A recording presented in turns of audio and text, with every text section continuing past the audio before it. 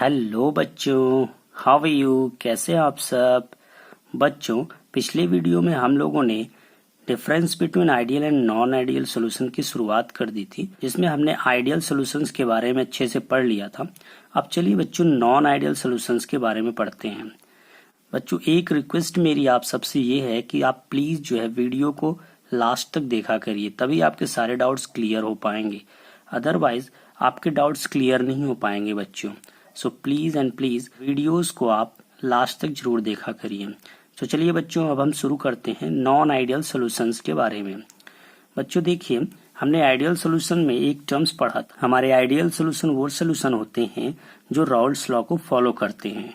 साथ ही साथ ideal solutions के ग्राफ राउल्स लॉ के ग्राफ के जैसे बनते हैं। तो नॉन आइडियल सोल्यूशन क्या हो जाएंगे बच्चों? नॉन आइडियल सोल्यूशन वो सोल्यूशन होते हैं जो राउल्स लॉ के ग्राफ को फॉलो नहीं करते हैं। It means non ideal solutions के ग्राफ में बच्चों राउल्स लॉ से डेविएशन होगा। तो चलिए बच्चों, देखते हैं इन सभी पॉइंट्स के बारे में। बच्चों, आपको याद होगा कि आइडियल सोल्यूशन में मैंने एक पॉइंट लिखाया था कि P theoretical is equal to P observed. It means the pressure which is calculated from theoretical will be equal to pressure which is obtained from observation. तो नॉन आइडियल सोल्यूशन क्या होंगे बच्चों? नॉन आइडियल सोल्यूशन वो solution होंगे जिसमें P theoretical जो हम find करेंगे वो P observed से इक्वल नहीं होंगे। तो फिर इसकी दो कंडीशन हो सकती हैं। अगर P theoretical is not equal to P observed, it means P theoretical may be greater than P observed या फिर P theoretical less than P observed। इसका मतलब या तो P theoretical P observed से बड़ा होगा या फिर P theoretical P observed से छोटा होगा। तो देखिए बच्चों, जब P theoretical P observed से बड़ा होता है तो उसे हम negative deviated non ideal solution कहते हैं, और जब P theoretical P observed से छोटा होता है तो उसे हम positive deviated non ideal solution कहते हैं। अब देखिए बच्चों, ये positive deviated non ideal solution और negative deviated non ideal solutions क्या होते हैं? तो देखिए बच्चों, हमने राउल्स लॉ के ग्राफ के बारे में स्टडी की थी, जिसमें हमने ये स्टडी किया था कि हमारा पार्शियल प्रेशर ऑफ सॉल्यूट कुछ इस तरह से ग्राफ को रिप्रेजेंट करता है, पार्शियल प्रेशर ऑफ सॉल्वेंट कुछ इस तरह से ग्राफ को रिप्रेजेंट करता था, और टोटल पार्शियल प्रेशर कुछ इस तरह से। ये हमारा राउल्स लॉ का ग्राफ था। लेकिन अगर non ideal solution Raoult's law के ग्राफ को फॉलो नहीं करते हैं बच्चों, तो इसका मतलब ये हुआ बच्चों कि नॉन आइडियल सॉल्यूशंस का ग्राफ राउल्स लॉ के ग्राफ से या तो ऊपर की ओर डेविएशन शो कर सकता है या फिर नीचे की ओर डेविएशन कर सकता है, जैसा कि इस ग्राफ में आपको दिख रहा होगा। तो अगर non ideal solution Raoult's law के ग्राफ से ऊपर की ओर फाइंड होते हैं बच्चों, जैसा कि इस ग्राफ में आपको दिख रहा होगा कि ये पार्शियल प्रेशर ऑफ सॉल्यूट है जो कि राउल्स लॉ से ऊपर की ओर दिख रहा होगा, ये पार्शियल प्रेशर ऑफ सॉल्वेंट जो कि राउल्स लॉ के ग्राफ से ऊपर की ओर दिख रहा होगा, और ये total partial pressure Raoult's law के ऊपर दिख रहा होगा। तो इस प्रकार के सॉल्यूशंस जो कि राउल्स लॉ से ऊपर की ओर ग्राफ को रिप्रेजेंट करते हैं, उन्हें हम positive deviated non ideal solution कहते हैं बच्चों। तो इस तरह के ग्राफ आते क्यों है बच्चों, उसका भी रीजन मैं क्लियर कर देता हूँ। मान लीजिए कि ये आपके सॉलिड्स के मॉलिक्यूल्स हैं, ये हमारे सॉल्वेंट्स के मॉलिक्यूल्स हैं। इन दोनों को मिलाने के बाद जो हमारा सॉल्यूशन बना, उनके भी बीच में सॉल्यूट और सॉल्वेंट के मॉलिक्यूल होंगे बच्चों। सॉल्वेंट्स के मॉलिक्यूल्स को मैंने डार्क कलर से रिप्रेजेंट किया है, और सॉल्यूट्स के मॉलिक्यूल्स कोई भी डार्क कलर नहीं है बच्चों। तो देखिए बच्चों, इस तरह के सॉल्यूशंस तब ग्राफ शो करते हैं जब सॉल्यूशंस में सॉल्यूट और सॉल्वेंट के बीच इंटरमॉलिक्यूलर फोर्स ऑफ अट्रैक्शन बहुत ही वीक होता है। ये दोनों ही मॉलिक्यूल्स देख रहे होंगे बच्चों, दूर दूर हैं, ये दोनों एक दूसरे को लाइक नहीं कर रहे हैं, दे हेट ईच अदर, जिसके चलते क्या होता है, इनका बॉइलिंग पॉइंट कम हो जाता है और कम टेम्परेचर पे इजीली बॉइल कर जाते हैं, जिससे इनका ग्राफ राउल्स लॉ के ग्राफ से ऊपर की ओर दिखने लगता है, और इस प्रकार के सॉल्यूशंस को हम positively deviated non ideal solution कहते हैं बच्चों। एग्जाम्पल के तौर पे इथेनॉल को जब हम पानी में मिला देते हैं तो हमें कुछ इस तरह का ग्राफ दिखाई देता है बच्चों। चलिए अब बात करते हैं negative deviated non ideal solutions बच्चों। तो देखिए बच्चों, जिस तरह से positively deviated non ideal solutions के ग्राफ शो होते हैं, उसी तरह से अगर हम negatively deviated non ideal solutions को देखेंगे तो इनका ग्राफ राउल्स लॉ के ग्राफ से नीचे की ओर आपको दिखेगा। और इस तरह के ग्राफ हमको इसलिए फाइंड होते हैं बच्चों, जब सॉल्यूट्स के मॉलिक्यूल और सॉल्वेंट्स के मॉलिक्यूल्स को मिलाया जाता है और उससे जो सॉल्यूशन बनता है, सॉल्यूशंस में जो सॉल्यूट और सॉल्वेंट होते हैं वो एक दूसरे को लाइक करते हैं बच्चों, और वो एक दूसरे से अट्रैक्ट हो जाते हैं, जिसके चलते इनका बॉइलिंग पॉइंट हाई हो जाता है। इट मीन्स हमको इनको ज़्यादा टेम्परेचर देना पड़ता है, तब जाकर के इनका वेपर प्रेशर क्रिएट हो पाता है, जिसके चलते इस तरह के हमको ग्राफ्स देखने को मिलते हैं। एग्जाम्पल के तौर पे किसी भी एसिड को जब हम पानी में मिलाते हैं तो हमें इस तरह का ग्राफ देखने को मिलता है। चलिए बच्चों, अब हम दूसरा पॉइंट पढ़ते हैं negatively deviated and positively deviated non ideal solution के बारे में।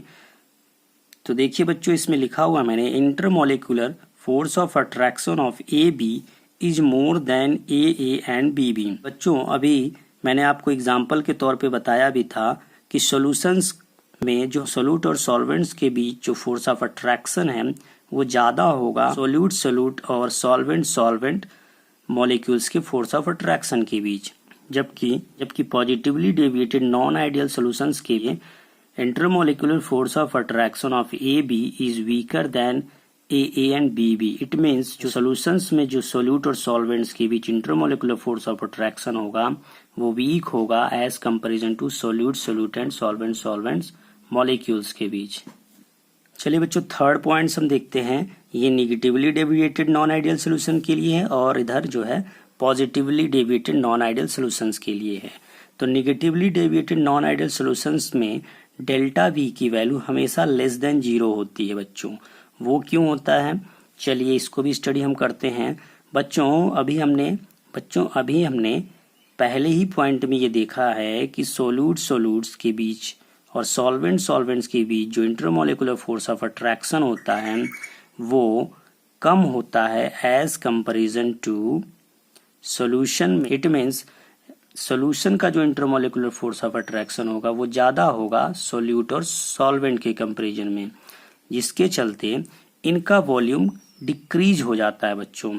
जब ये दोनों एक दूसरे को बहुत ज़्यादा अट्रैक्ट कर ले जाते हैं बच्चों, तो इनका वॉल्यूम जो होता है ऑटोमेटिकली घट जाता है एज कंपैरिजन टू सोल्यूट और सॉल्वेंट। जबकि positively deviated non ideal solution में डेल्टा वी की वैल्यू बच्चों ग्रेटर देन 0 होती है। अब वो कैसे बच्चों, देखिए सोल्यूट्स के बीच जो इंटरमोलिकुलर फोर्स ऑफ अट्रैक्शन लगेगा और सॉल्वेंट के बीच जो इंटरमोलिकुलर फोर्स ऑफ अट्रैक्शन होगा वो सॉल्यूशन के कंपैरिजन में ज्यादा रहेगा। इट मीन्स सॉल्यूशन में जो इंटरमोलिकुलर फोर्स ऑफ अट्रैक्शन होगा वो कम होगा एज कंपैरिजन टू सोल्यूट और सॉल्वेंट, जिसके चलते इसका वॉल्यूम जो होता है बच्चों बढ़ जाता है। देखिए बच्चों, जब इनके बीच में जब सॉल्यूशंस में जो सोल्यूट और सॉल्वेंट के पार्टिकल्स हैं उनके बीच इंटरमोलिकुलर फोर्स ऑफ अट्रैक्शन कम लगेगा तो वो एक दूसरे से दूर दूर पर रहेंगे, और जब मॉलिक्यूल एक दूसरे से दूर दूर पर रहेंगे तो वॉल्यूम ऑटोमेटिकली इंक्रीज कर जाएगा। और यहाँ निगेटिवली नॉन आइडियल सॉल्यूशन में बच्चों सोल्यूट और सॉल्वेंट्स के बीच गैप आपको नहीं दिखाई दे रहा होगा, ये एक दूसरे से बिल्कुल पास हो जाते हैं, जिसके चलते इनका वॉल्यूम डिक्रीज कर जाता है और इसका वॉल्यूम इंक्रीज कर जाता है। एग्जाम्पल के तौर में बच्चों, अगर आप एसीटोन और क्लोरोफॉर्म का एग्जाम्पल लेंगे तो देखिए यहाँ पे मैंने स्ट्रक्चरली यहाँ पे एसीटोन को दिखाया हुआ है और ये हमारा क्लोरोफॉर्म है। तो होता यूं है, जब इन दोनों को आपस में मिलाया जाता है एसीटोन और क्लोरोफॉर्म को, तो इसके बीच में हाइड्रोजन बॉन्डिंग हो जाती है बच्चों, जिसके चलते एक दूसरे से बहुत ज्यादा करीब आ जाते हैं और वॉल्यूम जो होता है डिक्रीज कर जाता है। देखिए बच्चों, हमारा अगला पॉइंट है delta H solution is greater than 0। बच्चों positively deviated non ideal solution में अभी हमने पढ़ा कि डेल्टा वी ग्रेटर देन 0 होता है और डेल्टा एच भी ग्रेटर देन 0 होता है। बच्चों इस कंसेप्ट को समझने के लिए आप पिछले पॉइंट यानी कि delta we is greater than 0 को अगर समझ चुके होंगे आप इसको अब आसानी से समझ सकते हैं। वो कैसे, अभी हमने पढ़ा बच्चों, हमारे सोल्यूशन में जो सोल्यूट और सॉल्वेंट होते हैं उनके बीच में जो इंटरमोलिकुलर फोर्स ऑफ अट्रैक्शन होता है वो वीक होता है सोल्यूट सोल्यूट और सॉल्वेंट सॉल्वेंट के इंटरमोलिकुलर फोर्स ऑफ अट्रैक्शन की। तो बच्चों अब यहाँ पे मैंने इसको यहाँ पे बॉन्ड से दिखा दिया है। ये मान लीजिए हमारा ए सोल्यूट और सोल्यूट के बीच बॉन्ड है और यहाँ पे सॉल्वेंट और सॉल्वेंट के बीच में, और इनसे हमारा क्या बन गया बच्चों, सोल्यूशन बन गया। ये सोल्यूट और ये सॉल्वेंट। साथ ही साथ बच्चों यहाँ पे हमारे ए के 2 मॉलिक्यूल्स और बी के भी 2 मॉलिक्यूल्स हो, तो यहाँ पर मैंने 2 लगा दिया यहाँ पे इसको बैलेंस करने के लिए, ताकि मॉलिक्यूल्स की संख्या बच्चों बराबर हो जाए रिएक्टेंट और प्रोडक्ट दोनों तरफ। अब देखिए बच्चों यहाँ पर सोल्यूशन के बनने के पहले सोल्यूट सोल्यूट के बीच जो बॉन्ड था उसको ब्रेकअप करने के लिए मान लीजिए एक एग्जाम्पल के थ्रू कि मैंने यहाँ पे इसको 10 जूल एनर्जी अप्लाई की, तब जाके इनके बीच का बॉन्ड ब्रेकअप हुआ। इसी तरह से सॉल्वेंट के बीच भी जो बॉन्ड है उसको ब्रेकअप 10 जूल एनर्जी लगी। अब क्योंकि बच्चों जब कोई भी चीज आपस में एक दूसरे के पास में आते हैं तो वो एनर्जी रिलीज करते हैं। तो बच्चों आपको ये मालूम है कि positively deviated non ideal solutions में मॉलिक्यूलर फोर्स ऑफ अट्रैक्शन कम है एज कंपैरिजन टू दैट। तो यहाँ पे जो एनर्जी रिलीज होगी वो मान लीजिए 6 जूल एनर्जी रिलीज होती है। 6 जूल जब एनर्जी यहाँ पे रिलीज होगी बच्चों तो यहाँ पे 2 मॉलिक्यूल्स हैं, तो 2 × 6 इक्वल टू क्या हो जाएगा, 12 हो जाएगा। अब यहाँ पे आप डेल्टा एच कैलकुलेट कर सकते हैं बच्चों। ये 10 और प्लस 10 इक्वल टू कितना हो गया बच्चों 20, और ये -12 यहाँ पे आ गया 8। इस तरह से डेल्टा एच हमारा क्या हो जाएगा, ग्रेटर देन 0, जो कि क्या है। ये बच्चों एक एग्जांपल मैंने लिया आपको समझाने के लिए। बच्चों यहाँ पे डेल्टा एच ग्रेटर देन 0 इसलिए आया क्योंकि सोल्यूशन में जो सोल्यूट और सॉल्वेंट है उनके इंटरमोलिकुलर फोर्स ऑफ अट्रैक्शन है वो बहुत वीक है एज कंपेरिजन टू दैट।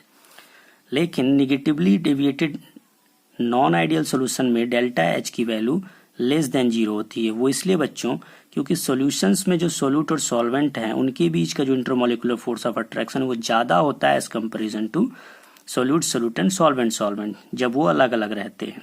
मान लीजिए यहाँ पे बच्चों 10 जूल एनर्जी लगी है इसको ब्रेक करने में, और यहाँ पे सॉल्वेंट्स के मॉलिक्यूल्स के बीच बॉन्ड को ब्रेक करने में 10 जूल एनर्जी लगी, और अब यहाँ पे फोर्स ऑफ अट्रैक्शन ज्यादा है इन दोनों के अपेक्षा, तो ये एनर्जी ज्यादा रिलीज करेंगे इन दोनों के अपेक्षा। तो मान लीजिए एक मॉलिक्यूल्स ए बी का 12 कर रहा है, 12 कर रहा है, तो 2 मॉलिक्यूल्स क्या हो जाएंगे, 2 × 12 24। अब यहाँ पे अगर आप डेल्टा एच कैलकुलेट करेंगे तो 20 और -24 -4 जो कि क्या है, डेल्टा एच हमारा 0 से क्या हो गया बच्चों, लेस हो गया। सो इस तरह से बच्चों ये negatively deviated non ideal solution के लिए है और ये हमारा positively deviated non ideal solutions के लिए है।